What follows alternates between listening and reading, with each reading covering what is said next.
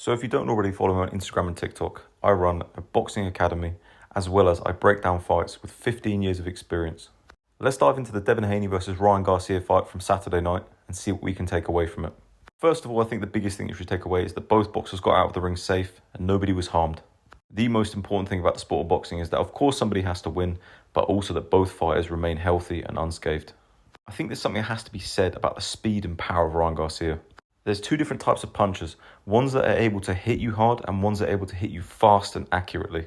Being hit in the face at the best of times is not enjoyable. Being hit by a punch that you do not see coming is dreadful. Poking that jab out and then whipping the left hook around the side is a really nice technique and something that works fantastically well. I'd said in previous videos that I felt that Devin Haney would be able to sit behind that jab and pick Ryan Garcia apart. I never saw this fight ending in a knockout because I don't personally believe that Devin Haney hits hard enough. He also doesn't fight in a style that's conducive of going after somebody in that way.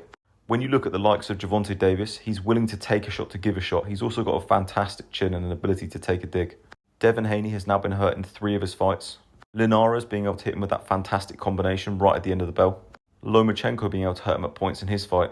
Which is really interesting because when you think about it, Lomachenko is a much smaller fighter coming up weights to fight Devin Haney. So the fact that he had the ability to hurt Devin Haney is quite worrying within itself. Then I also think when we look back at Ryan Garcia, it's weird to think that he was going through opponents like nothing. Able to knock people out, able to throw those kind of punches from nowhere that just sort of knock you out and they're flashy and they're fast. And again with Garcia, I mean, when he got hit by Luke Campbell, went down, got back up and then returned and won the fight. That body shot and that setup using that speed is an absolutely disgusting way to hurt an individual. So I must admit I was absolutely wrong. I didn't personally believe that Ryan Garcia, with all that was going on, with all the antics, that he would beat Devin Haney. I tend to go along the lines of picking the more refined person who's sort of concentrating and making sure they make the right choices and decisions within their life and boxing career.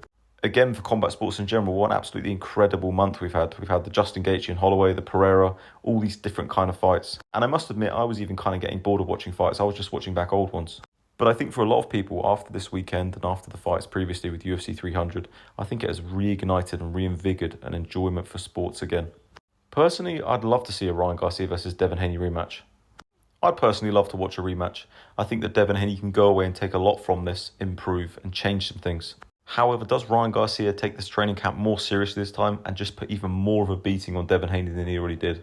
So for anyone that's made it this far, I really appreciate you listening to my content. I'll be breaking down every single boxing match, mixed martial arts, intricacies, little details, things that you might have missed. So if there's anyone in the comments down below that you'd specifically like me to talk about, it would be an absolute pleasure.